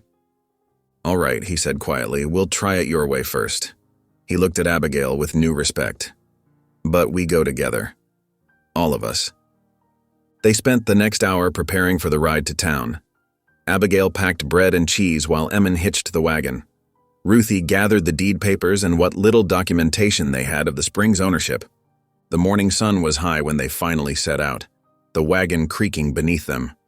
The burned valley stretched away on either side, a black testament to the railroad's cruelty. Abigail felt Emmon stiffen beside her as they passed the ruined spring, but his hand stayed steady on the reins. Their hearts quaked as the town came into view, but they drew strength from each other's presence. Ruthie sat between them, one hand holding Abigail's skirt, the other clutching her father's sleeve. They were no longer three broken people thrown together by circumstance. They were a family, choosing faith over violence, mercy over vengeance. The wagon rolled down the main street, drawing stares and whispers. Railroad men lounged outside the saloon, their mocking grins fading as they saw the determination on Emmon's face. This was not a broken man coming to surrender, but a righteous one seeking justice. Emmon pulled the wagon to a stop before the courthouse. He helped Abigail down, then lifted Ruthie. For a moment, they stood together in the dusty street, facing the building where their strange journey had begun. "Whatever happens," Emmon said quietly, "we face it as family." Abigail squeezed his hand, her heart full of gratitude that he had chosen this path instead of bloodshed. Ruthie stood straight and tall between them, her faith shining like a beacon. Together they climbed the courthouse steps, ready to fight their battle with truth instead of bullets, with courage instead of rage. The future was uncertain, but they would meet it standing side by side, bound by love stronger than any deed or water right. The heavy courthouse door swung open before them, and they stepped through together, ready to face whatever justice awaited on the other side. The courthouse steps creaked beneath their boots as Emmon, Abigail, and Ruthie entered the dim interior. Morning light filtered through dusty windows, casting long shadows across the wooden floor. Pastor Elijah stood near the sheriff's desk, his weathered Bible clutched in his hands. Sheriff Wade Miller looked up from his paperwork, his expression guarded. "Heard about the valley," the sheriff said, removing his spectacles. "Nasty business, that." Emmon's jaw tightened. More than nasty, it was deliberate destruction of property. Pastor Elijah stepped forward, his kind face creased with concern. "The Lord teaches us to seek justice through righteous means," he said softly. "I take it that's why you're here?" "Yes," Abigail answered before Emmon could speak. "We need to fight this legally, through the courts." Sheriff Miller leaned back in his chair, the wood groaning. "Railroads got deep pockets and mean lawyers. Those papers you filed won't stop their hired guns." Then we'll need something stronger, Abigail said. She reached into her cloth bag and withdrew a stack of yellowed papers. My late husband left more than just a deed to that spring. The sheriff took the document, scanning them with narrowed eyes. His eyebrows rose as he read. This is a treaty agreement. With the Navajo people. Yes, Abigail's voice grew stronger. Thomas knew the spring was sacred to them. He made a formal agreement. The water rights would be held in shared trust. Neither party could sell or transfer without the other's consent. Pastor Elijah moved closer, peering at the papers. If this treaty is legal, it would supersede any railroad claim. If we can prove it's authentic, the sheriff added, you'll need witnesses. People who knew about this arrangement. Abigail squared her shoulders. I know who to ask. She glanced at Emmon. The Navajo family outside town, the ones I've been bringing bread to. Their elder, Yazi Bege, he knew Thomas. He was there when the agreement was made. Emmon shifted uncomfortably. Like many frontier folk, he carried old prejudices about the native people. But he'd seen how Abigail treated them with respect, how they responded to her kindness. You trust them to stand with us? He asked quietly. I do, Abigail said firmly. They understand about promises and sacred water. And they've suffered from broken treaties before. Pastor Elijah nodded approvingly. The Lord often works through unexpected allies. If they'll testify to the agreement's existence, it could make all the difference. The railroad won't like it, Sheriff Miller warned. They're not used to losing. Neither am I, Emmon said, his voice hard. But his hand found Abigail's, squeezing gently. We'll try it your way. Ruthie, who had been quietly listening, tugged at Abigail's skirt. Can we go see them now? Please? The adults exchanged looks. Best to go before dark, the sheriff advised. I'll keep these papers safe in my office for now. Pastor Elijah offered to accompany them, but Abigail shook her head. They know me, she said. Too many white faces might make them nervous. But thank you, Pastor. They left the courthouse as afternoon shadows lengthened across the street. The wagon creaked as they climbed aboard, turning toward the outskirts of town where several Navajo families had made their camp. The setting sun painted the hills in gold and purple as they approached the cluster of hogans. Smoke from cooking fires curled into the evening sky, carrying the scent of mutton and pinon pine. Children played among the sheep, their laughter carrying on the breeze. Abigail recognized Elder Yazi sitting before his hogan, wrapped in a blanket despite the warm evening. His deeply lined face turned toward them as they drew near, his eyes sharp and alert despite his age. Yaati, Abigail called out the greeting she had learned, her pronunciation careful and respectful. The elder raised his hand in welcome. Other family members emerged from their hogans, gathering curiously but keeping a polite distance. Emmon helped Abigail and Ruthie down from the wagon, his movements stiff with uncertainty, but he followed Abigail's lead as she approached the elder and waited to be acknowledged. The kind woman who brings bread, Elder Yazi said in clear English, surprising Emmon. You bring your family this time. Yes, Abigail said, sitting carefully where the elder indicated. This is Emmon Dawson and his daughter Ruthie. We've come to ask for your help. As twilight deepened, Abigail explained about the spring, the railroad's destruction, and Thomas's treaty. Elder Yazi listened without interruption, his face grave. When she finished, he was silent for several long moments. I remember your husband, he finally said. He understood about water, about promises. The elder's eyes grew distant with memory. I was there when we made the agreement. Many thought he would break it, like other white men's promises. But he did not. Will you help us? Abigail asked softly. Will you testify about the treaty before the white court? More silence followed. A woman brought them cups of strong tea, which they accepted gratefully. Ruthie had fallen asleep against Abigail's side, worn out by the day's tensions. Railroad men came here too, Elder Yazi said at last. Offered money for us to go away. When we refused, they threatened. His eyes met Emmon's. But we do not break promises about sacred things. Emmon felt shame heat his face, remembering his own earlier prejudices. This man spoke of honor and keeping faith, things Emmon himself held dear. I will speak to your court, Elder Yazi declared. Others here will speak too. We will tell about the treaty, about your husband's promise, about the railroad's threats." Relief washed over Abigail's face. "Thank you," she whispered. "Thank you so much." The elder raised his hand. "Do not thank yet. Railroad men are angry men. This path will not be easy." "No," Emmon agreed, "but it's the right path." They were invited to share the evening meal. As night settled over the camp, more families gathered around the fire. Children brought Ruthie pieces of fry bread, making her giggle despite her shyness. The atmosphere grew warm with shared food and quiet conversation. Abigail sat close to the flames, her face glowing in the firelight. Without warning, she began to pray aloud, her voice clear and strong. "Lord, we thank you for bringing us to these good people. Thank you for showing us that justice can come through peace, not violence. Give us strength for the battle ahead. Help us protect this land and water that you created for all your children to share." Emmon watched her as she prayed, something profound shifting in his heart. This woman, whom he'd married out of duty and embarrassment, had become something he never expected. She was their moral compass, their source of gentle strength. Her faith wasn't weak. It was powerful enough to move mountains. Elder Yazzie nodded as she finished, adding something in his own language that sounded like both blessing and promise.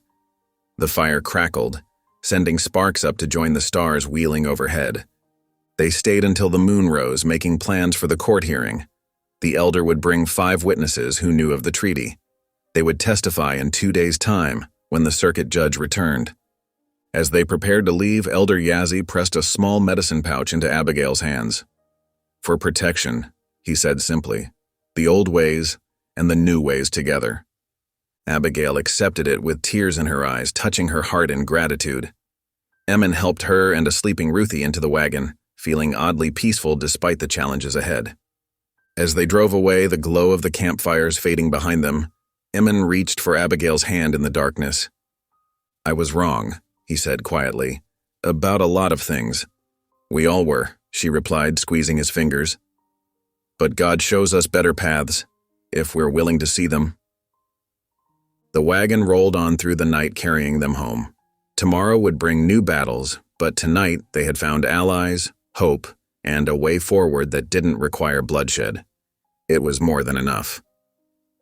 Morning sunlight streamed through the courthouse windows, catching dust motes that danced in the tense air. The wooden benches creaked under the weight of what seemed like half the town, packed shoulder to shoulder, their whispers rustling like dry leaves. Judge McGraw's gavel cracked against his desk, silencing the murmurs. "Well, well," the judge drawled, his thin lips curved in familiar mockery. "If it isn't our makeshift family, back for more entertainment." His eyes lingered on Abigail, clearly remembering the day he'd married them in jest. Abigail stood straight despite the stares, her calico dress freshly pressed. Ruthie's small fingers twisted in the fabric of her skirt, while Emmon's presence beside them was solid as stone. The railroad agent, Silas Crowder, lounged near the front, his confidence evident in every polished button of his Eastern suit. "Your Honor," Crowder began smoothly, producing a leather folder, "I have here the properly filed deeds showing the railroad's clear ownership of the disputed spring and surrounding lands." He spread the documents across the judge's desk with a flourish. "All signed and witnessed according to territorial law." The papers looked official, their red seals gleaming. Judge McGraw made a show of examining them, nodding with exaggerated care. "Everything appears to be in order, Mr. Crowder." "If it please the court," Emmon's voice cut through the murmurs, steady and clear, "we have evidence that proves otherwise." The judge's eyebrows rose. "Do you indeed, Mr. Dawson? More entertaining than your last courthouse performance?" Scattered laughter rippled through the crowd, but Emmon didn't flinch. "We call Elder Yazzie Begay to testify." A hush fell as the Navajo elder rose from the back of the courtroom. His dignified bearing and traditional dress drew all eyes as he walked forward. Several townspeople shifted uncomfortably, unused to seeing a native man in their courthouse. "Now see here," Crowder protested, his smooth manner cracking slightly. "This is highly irregular." "Let him speak," Judge McGraw interrupted, clearly anticipating fresh entertainment. "This should be amusing." Elder Yazzie stood before the bench, his face impassive. From beneath his blanket, He withdrew a rolled document, aged but carefully preserved. "This is the treaty," he said clearly, his English precise. "Made between Thomas Holt and my people, witnessed by 5 others who are here today." The judge's smirk faltered as he examined the document. It bore legitimate government seals, with signatures in both English and Navajo. "This appears to be a legally binding water rights agreement," he said slowly, his entertainment fading. "It is," Elder Yazzie confirmed. "The spring was to be shared between Thomas Holt's heir and our people, never to be sold or given away without both parties' consent." He gestured to the other Navajo witnesses who had risen. "We are here to testify this is true." Crowder's face had darkened. "Your Honor, surely you won't let these people interfere with legitimate railroad business." But the judge was frowning at the treaty. Despite his usual bias, he couldn't ignore such clear documentation. "This predates the railroad's claim," he muttered, "and it's properly registered with the territory." Abigail's hand found Emmons squeezing tight. Ruthie pressed closer to her skirts, eyes wide as she watched the adults argue about papers she couldn't understand. Through the courthouse windows came the sound of horses shifting, their riders muttering darkly. The railroad's men had gathered outside, their intentions clear in their rigid postures and hands that strayed too close to gun belts. "The law is clear in this case," Judge McGraw finally announced, sounding distinctly disappointed that he couldn't rule in the railroad's favor. "Prior claim and treaty rights must be upheld." He glared at Emmon and Abigail. "The spring remains under shared ownership of Mistress Holt and the Navajo people, as specified in the original agreement." A collective gasp went through the courtroom. Crowder's face twisted with rage as he gathered his forged documents. "This isn't over," he spat. "Yes, it is," Emmon replied quietly. "Unless you want to explain those false papers to a federal marshal." The railroad agent stormed out, shoving past curious onlookers. Through the windows, they could see him furiously gesturing to his men, who shifted restlessly in their saddles. Elder Yazzie carefully rolled the treaty, inclining his head to Abigail. "Justice has been done," he said simply. "The water remains free." Tears spilled down Abigail's cheeks as she clutched Emmon's arm. Ruthie bounced on her toes, not fully understanding but catching their relief. Judge McGraw's gavel cracked one final time. "Court dismissed," he growled, clearly irritated at being forced to rule against his own interests. "Get out, all of you." The courtroom slowly emptied, townsfolk buzzing with excitement over the unexpected outcome. Outside, the railroad men remained mounted, their faces grim as storm clouds as they watched the little family emerge into the morning sun. The courthouse buzzed with tension as Judge McGraw cleared his throat, his usual smugness replaced by barely concealed frustration. "Having reviewed the evidence," he announced, each word seeming to pain him, "this court has no choice but to recognize the validity of Mistress Holt's deed and the binding nature of the native treaty." His gavel struck with reluctant finality. "The railroad's claim is hereby dismissed." For a moment, silence gripped the room. Then chaos erupted. Several townsfolk who had witnessed the railroad's bullying tactics burst into cheers. Others, particularly those with business interests, muttered darkly about progress being thwarted. The railroad agent, Silas Crowder, knocked over his chair as he stood, his face mottled with rage. "This backwater won't stop progress forever," he snarled, jabbing a finger toward Emmon and Abigail. "Mark my words, you'll regret this day." He stormed down the aisle, his boot heels striking the wooden floor like angry punctuation marks. Abigail's legs weakened with relief, and she gripped Emmon's arm to steady herself. Tears sparkled in her eyes as months of uncertainty lifted from her shoulders. Emmon's strong hand covered hers, his touch grounding her in the moment. "Mama won," Ruthie whispered, her small face glowing with pride as she tugged at Abigail's skirts. "God answered our prayers, just like you said." The family made their way toward the courthouse doors, sunlight streaming through as they stepped outside. Elder Yazzie and the other Navajo witnesses stood quietly to one side, acknowledging their passage with dignified nods. Their presence had ensured that old promises would be honored, that justice would prevail over greed. Near the hitching posts, Crowder's men sat astride their horses, hands hovering near their weapons. But something unexpected had happened during the trial. Townspeople who had watched from the back of the courthouse now moved to stand behind Eman and his family. The sheriff stepped forward, his badge catching the morning light. Even some of the merchants who had initially supported the railroad positioned themselves between the armed men and the family. Faced with this united front, the railroad men exchanged glances. One by one, they reined their horses around and followed their fuming agent out of town. That evening, in the quiet of their cabin, Eman and Abigail knelt together by the hearth. Their fingers intertwined as they bowed their heads, offering heartfelt thanks for the day's deliverance. Ruthie's small voice joined their prayers. The family united in gratitude for justice served and faith rewarded. Days passed like gentle rain washing the land clean. The poisoned spring gradually cleared, its waters running pure once more. Cattle that had scattered during the fire began finding their way back to the valley, drawn by the sweet water and familiar grazing grounds. In town, hearts softened like spring earth. Women who had once whispered cruel words behind their hands now appeared at the cabin door, bearing fresh-baked bread and jam as peace offerings. Mrs. Peterson brought a patchwork quilt, and old Widow Thompson offered preserves from her cellar, her eyes downcast with shame for past unkindness.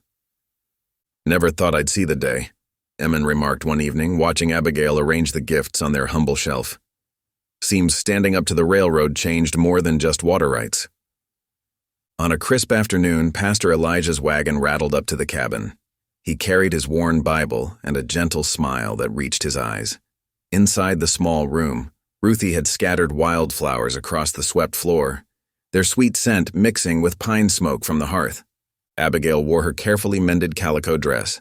Patches turned into careful decorative stitches that caught the lamplight like stars.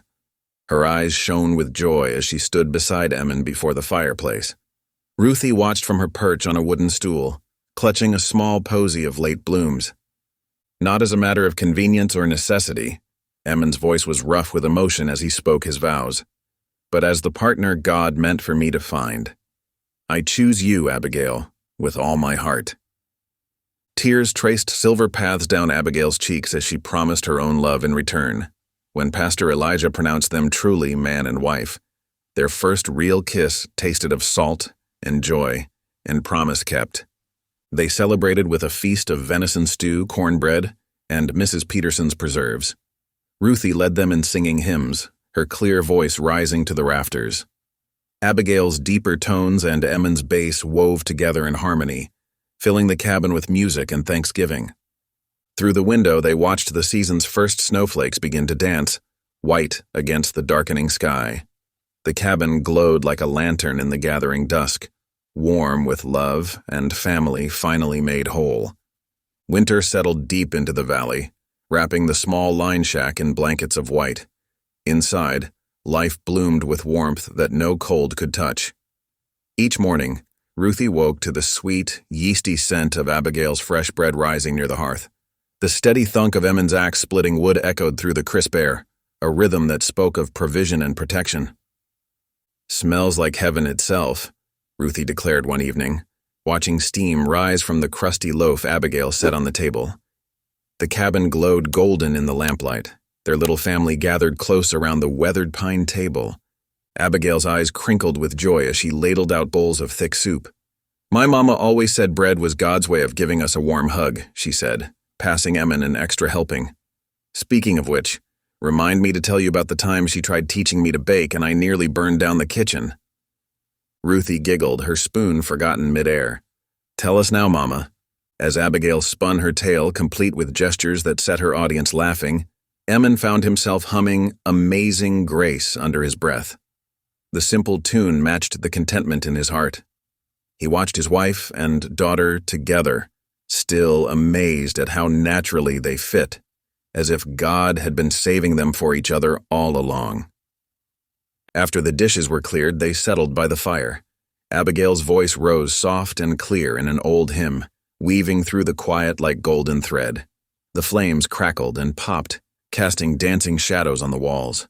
Ruthie curled against Abigail's side, her eyes heavy with sleep but fighting to stay open, not wanting to miss a moment of their evening peace. Emin leaned back in his chair, letting the familiar words wash over him. Through the window, he could see snow drifting down, covering the scorched valley in pristine white. Where railroad men had tried to destroy their dreams, nature was laying down hope in endless crystals of ice. Come spring, green things would push through, stronger for having been tested by fire. Looking at his family, Aman's heart swelled near to bursting. Abigail's face glowed in the firelight, dignity and love having replaced the shame that once shadowed her eyes. Ruthie's small hand was tucked trustingly in her new mother's, exactly where it belonged. The very walls seemed to breathe with contentment, as if the cabin itself knew it had finally become the home it was meant to be. Bowing his head, Emin offered up silent thanks. What had begun in humiliation, that cruel day in the courthouse, had been transformed by God's grace into something beautiful. Where there had been mockery, now there was music. Where there had been loneliness, now there was love. Their little family, pieced together from broken pieces and bound by faith, was finally, perfectly whole. Thank you for listening. Stories connect us in the most unexpected ways. If you felt that spark today, make sure you're subscribed. I share a new one daily, and the next might change your day.